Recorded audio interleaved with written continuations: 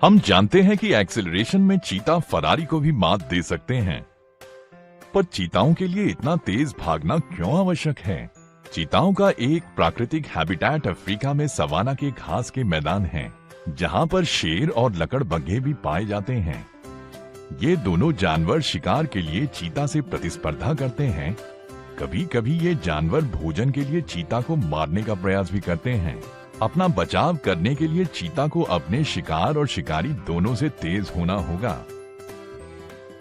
लचीली स्पाइन और लंबे पैर चीता को तेज दौड़ने के लिए एक परफेक्ट आकृति और बनावट प्रदान करते हैं। एक ही प्रजाति के अंदर कुछ चीता दूसरे चीताओं से तेज दौड़ते हैं।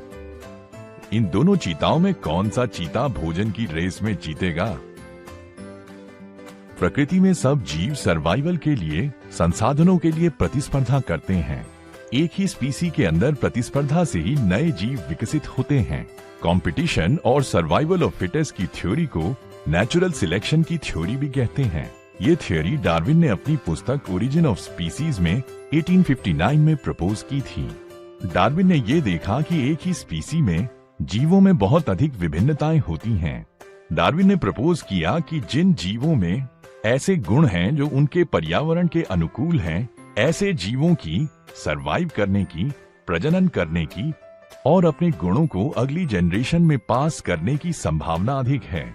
दूसरी तरफ जो जीव अपने वातावरण के साथ ठीक प्रकार से समायोजित नहीं है, वो प्रजनन और सरवाइव नहीं कर पाते।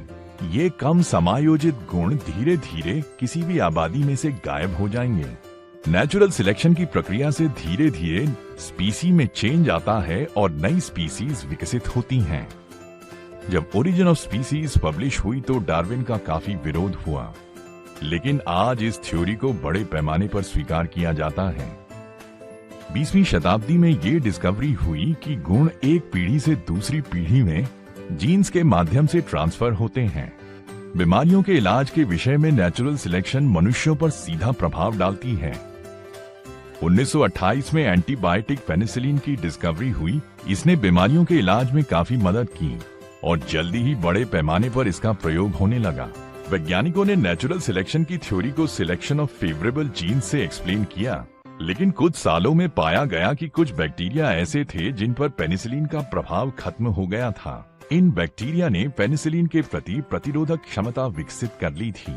इन्हें फिल्टर बैक्टीरिया कहा गया और इन पर पेनिसिलिन का कोई प्रभाव न होता था। अंततः 20वीं शताब्दी में ऐसे बैक्टीरिया की पॉपुलेशन विकसित होने लगी जिन पर पेनिसिलिन का कोई प्रभाव ही न पड़ता था। आजकल डॉक्टर एंटीबायोटिक का प्रयोग कम करते हैं और इन्फेक्शंस का इलाज करने के लिए नए तरीके खोज रहे हैं। इस वीडियो में हमने ये सीखा कि वेरिएशंस की वजह से एक ही स्पीसीज के जीवों में विभिन्नताएं होती हैं और इन विभिन्नताओं की वजह से कुछ जीवों के सर्वाइवल की संभावना अधिक होती है। ये जीव अपने गुणों को अपनी अगली पीढ़ियों को ट्रांसफर करने में सक्षम होते हैं।